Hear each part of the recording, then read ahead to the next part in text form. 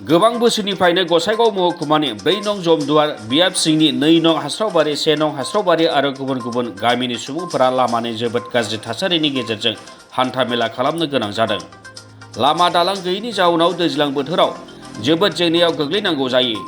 दैज्लां समाव थालिर बिफांनि नावजों फरायसालियाव थांनांगौ जायो फरायसाफोरा। राहा गैयै जानानै जायगानि सुबुङा खौरां बिजोंनि मदद लानो गोनां जादों। बिथांमोनहा खौरां बिजोंनि दारै गावसोरनि जेंनाखौ फोरमायनानै सोरखारनि गोसोखौ बोनो नाजादों।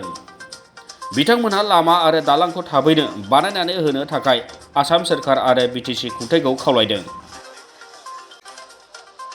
মানে বিটিসি সরকার থেকে আজ অবধি মানে সব সরকারে কয় আর কি আইসা ইলেকশনের সামনে আর কি আইসা মিটিং টিটিং পাঠে ওই সময় আইসা আর কি কয় যে না তোমরা ভোট দাও বা ভোট দেওয়ার বিনিময়ে মানে তোমার এই রাস্তাটা দেবো। তো এই যে বিটিসির থেকে আজ পর্যন্ত বিডিআর সরকার হলো আজ অবধি আমাদের এই রাস্তাটার মধ্যে কোনো সরকারের নজর দেয় নাই আর কি।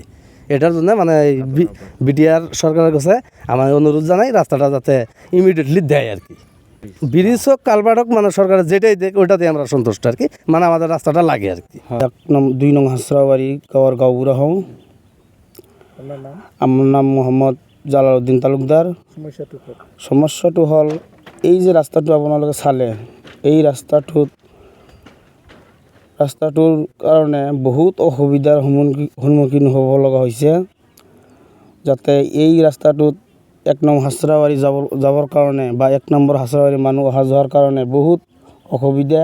স্কুলীয়া ছাত্ৰ ছাত্ৰী এম্বুলেন্সৰ অসুবিধা।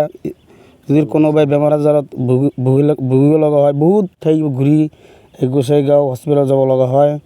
সেইকাৰণে এই ৰাস্তাটো অতি সোনকালে বিটিআৰ চৰকাৰ বা অসম চৰকাৰ আমি কাকতিভাৱে অনুৰোধ কৰিছোঁ যে ৰাস্তাটো অতি সোনকালে মেৰামতিৰ ব্যৱস্থা কৰে যেন। गसाइगावनिफ्राय सनाराम मुसाहारिनि रिपर्ट, समनि रादाब।